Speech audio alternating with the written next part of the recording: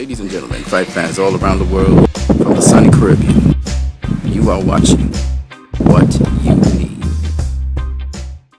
Alright, ladies and gentlemen, we're going to continue comparing Michael Jordan to Floyd Mayweather Jr. for a minute. We're going to look at feinting, though. Now, in every sport, unpredictability is an advantage, no matter if it's mental unpredictability or whatever it is. And the use of feints, a lot of times people think of feinting in boxing as a way to keep distance. You know, a lot of young boxers, when they hear about Floyd Mayweather feinting, for instance, they think that means that he's trying to keep distance against his opponent and keep them off of him. But that's just one of many uses of feinting. And what feinting does, depending on what sport you're in, what feinting does is basically keeps the defense of your opponent or opponents off balance. It keeps them unstable because they don't really know what you're actually going to do next. They think they know, but they're not sure. And I'm going to give you some examples. Now here, Michael Jordan pulls a particular kind of move. It's known as a spin and fadeaway move here against the Utah Jazz team, the guy who's defending him. Now what's interesting here is that this is a kind of feint. He feints as if he's going one way, turns the next direction. Instead of going into the defense and towards the rim, he actually fades off away from the rim. He does a fadeaway jumper off of his left foot and shoots with his left hand to get that jumper. Bear in mind, Michael Jordan is a right-handed guy. Now, what he does with this feint is a number of different things. The first thing he does is he actually draws the defense towards him. The entire defense, if you look right now, all those blue shirt and pants guys come into Michael Jordan. Now, if you understand anything about basketball, while one guy is doing post-up, there are other guys on the perimeter or on the outside, and one or two guys on the inside, so that the guy who's posting up, he has different options. He can post up, try to shoot.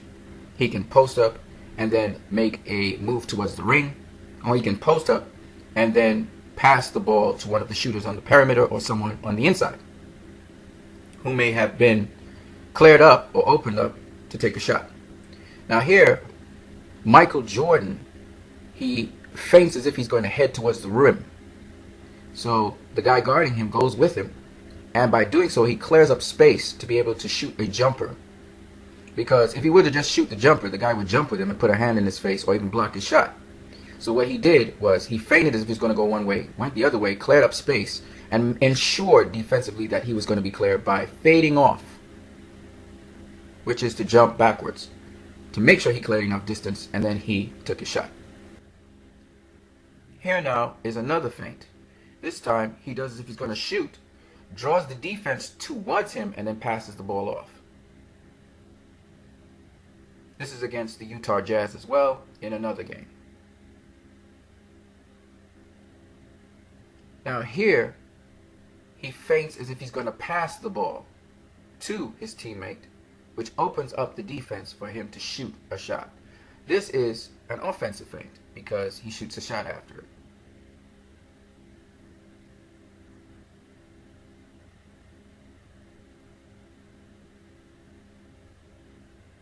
In fact, all of these feints are actually offensive feints because these are feints which bring about scoring after. So these are actually offensive feints in basketball. A defensive feint would be as if you're going to guard someone and then you go and you guard the guy and block his shot.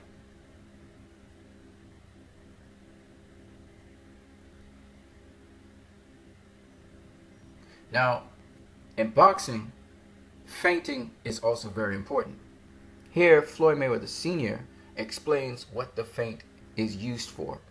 A feint is established first by a movement.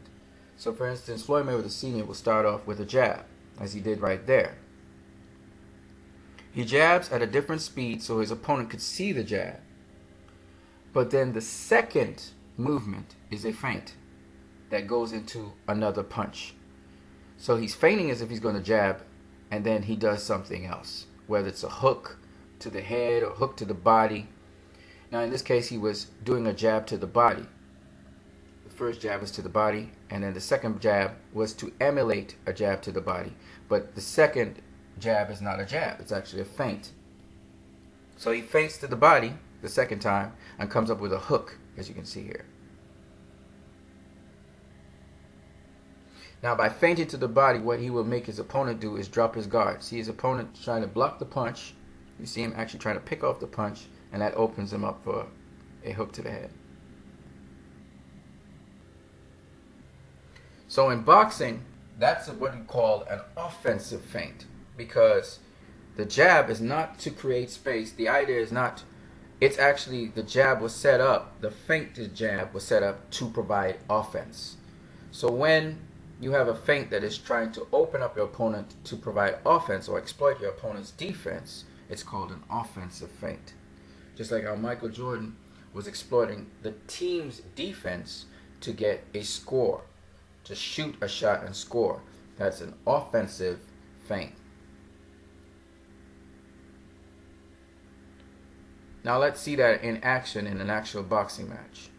Here we have Floyd Mayweather, and he throws two pouring jabs at Canelo Alvarez, but they're almost all of them feints.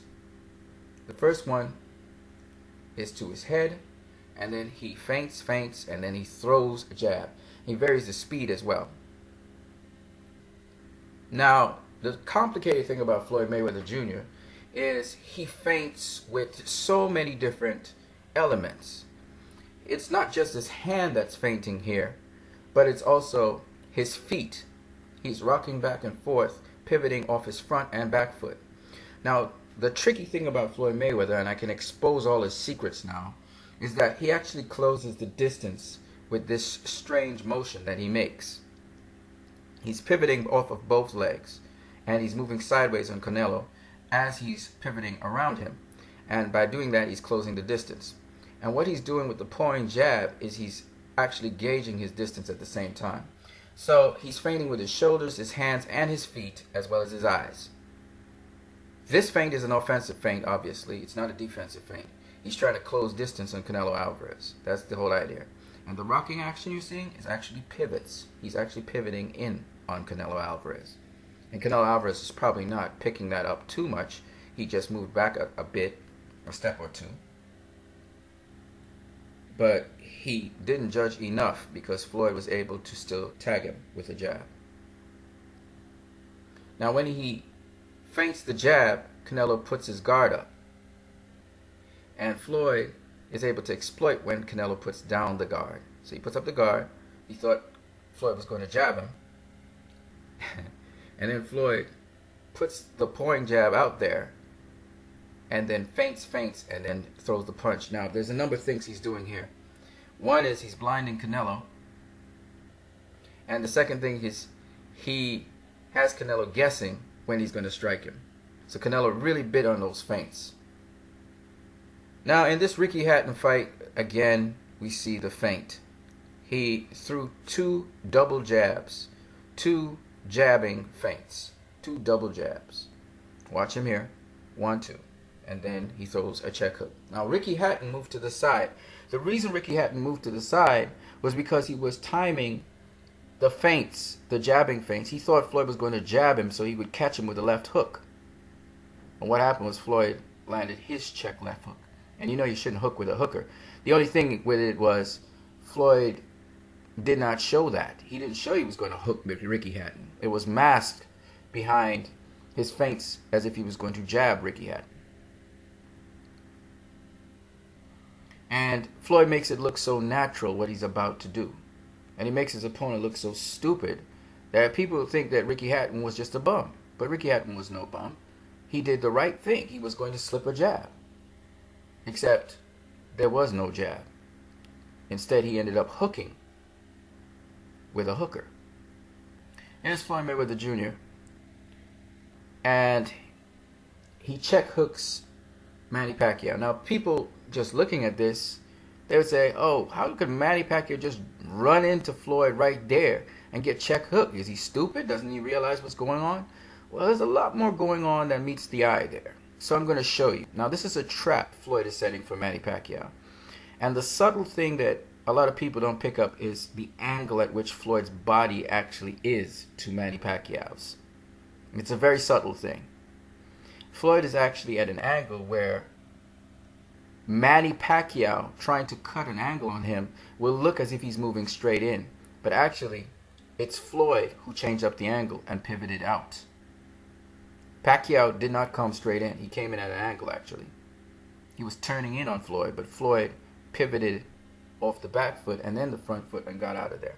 Floyd feinted Manny Pacquiao. He feinted as if he was going to put up his high guard. He was feinting as if he was going to shell up and then check hooked Manny Pacquiao coming inside. Also, the rhythm of his hands threw off Manny Pacquiao. Floyd's running, see, he's moving from the front foot to the back foot and rocking his hand in front. That threw off Manny Pacquiao because he lifted the hand, and when he lifted his hand to his head, Manny Pacquiao thought it was primed for attack. So he came in with actually trying to hook Floyd, I think to the body, but Floyd was nowhere to be found. 1 minute Floyd's standing right in front of you, next minute he's gone. And that feint was a feint that worked with the hands and the feet, the shoulders, and the torso. Okay? And that was a back foot pivot. Believe it or not, that was a back foot pivot that Floyd pulled off there. Against any other fighter, they would have been trapped in that corner, had to shell up against Manny Pacquiao, and he would have gotten his combinations off. Sugar Ray Leonard, working his way inside there, would have been able to get his combinations off. Thomas the Hitman Hearns, he would have thrown his jab, and then he would follow up with straight right and land. You can't do that against Floyd Mayweather because of his feints. He's feinting you as if he's doing one thing, and then he does another thing, and he throws you completely off balance. Here is another offensive feint.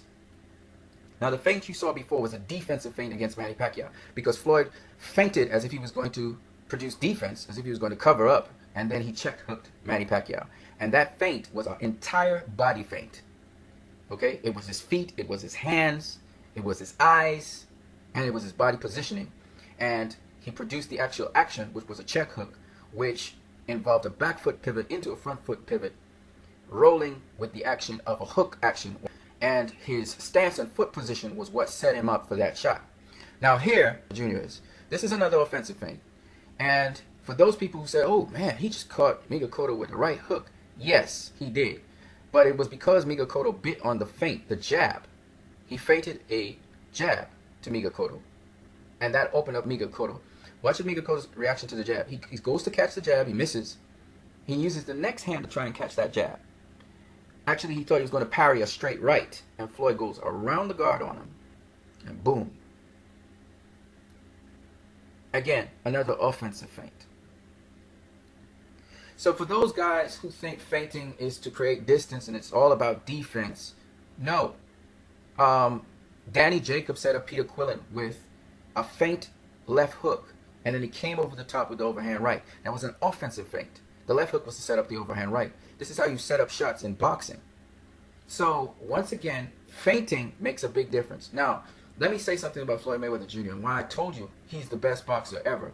And I want you guys to understand what I'm saying, because a lot of you guys don't get boxing. You just don't get it. If you did, you would be talking just like I am. And I know there are a lot of people out there that talk about Flomo talk. That's okay. Let me tell you something. That Flomo talk came because of pack-tards. Alright? If you're not a pack-tard, then don't buy into the bullshit. Okay? This guy does things in the ring I've never seen a fighter do. And there are a number of different things he does. And I will break him down because his career is over. I can reveal all the stuff he does in there. He does a lot of stuff in there. There's a reason why I told you he's the best ever. I'm not trying to say this because I'm a fan of Floyd Mayweather. No. Even if I hated the dude, I'd have to acknowledge that because of what he does in there.